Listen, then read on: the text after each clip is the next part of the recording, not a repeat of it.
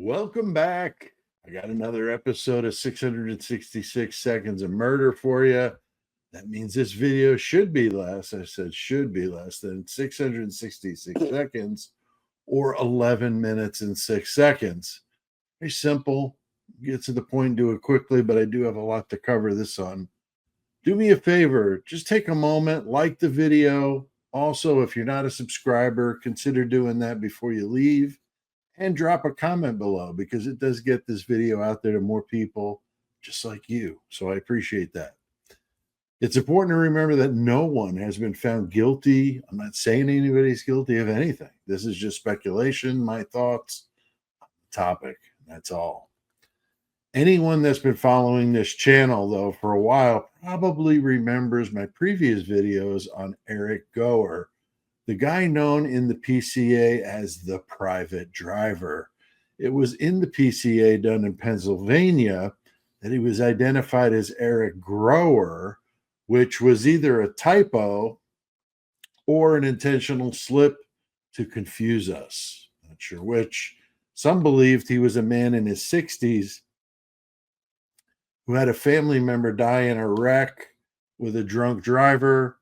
So he was all about volunteering his help to keep college kids from being among the drunks out there behind the wheel. But there were those of us that suspected it was actually a man much younger than that who is an administrator at the University of Idaho with a wife that works for the Moscow Police Department. Now, Eric was pals with all the cops there, and he played Santa Claus each year at the Christmas party.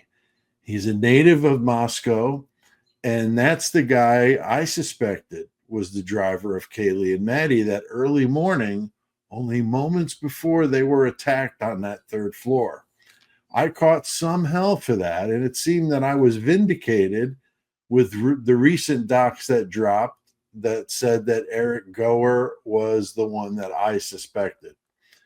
He also went to the Moscow Police Department and identified himself as the driver several days after it happened, but after he took some time off from work, wondering if that was to heal up any wounds on his face or hands. I'm just saying, of course, allegedly. He went to the cops in early December and claimed he was on the lookout for the infamous white Elantra and gave them Brian's license plate.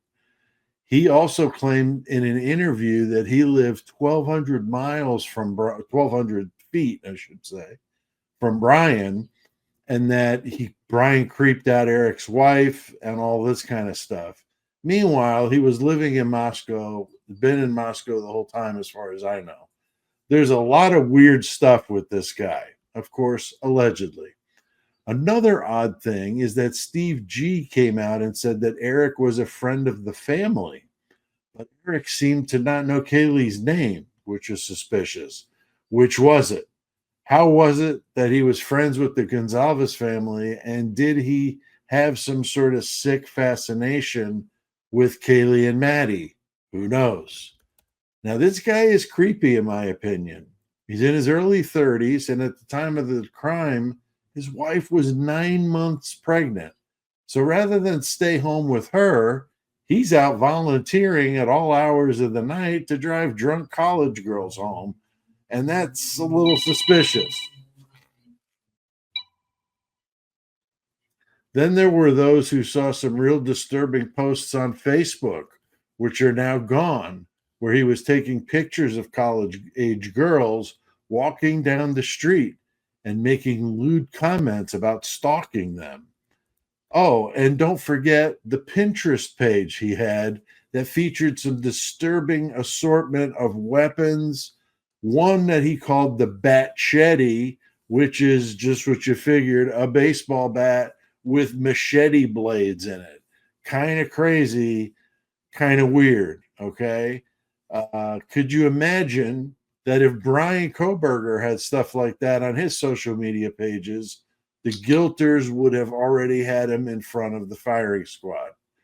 Now, according to Eric, he dropped the girls off at 1:56 a.m., and there is also, that's also what Olivia Gonzalez said.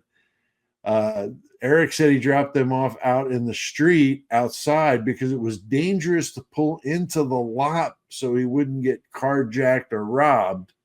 But then in another interview, he said he left them out on the street because it was such a safe neighborhood. He wasn't worried about it, and he didn't even see him get into the house. So not a straight up guy. Potentially the last person to have seen these two girls alive, and he was cleared instantly. I mean, how can they arrest Santa Claus after all? Now, Eric's name came up again with the release of the text messages between Dylan and Bethany. Dylan sent him a text at 2:10 a.m. to ask if he was out driving. This would have been 14 minutes after he dropped off Kaylee and Maddie, if you believe what they say. So do you wonder if Dylan was already home at that time? Because if so, she likely would have known that Eric had dropped them off. But Eric replied to the text a few minutes later, said he was out driving. And if she wasn't home, then where was she? Because we know the PCA says she was out in the town or out about the town or some nonsense like that.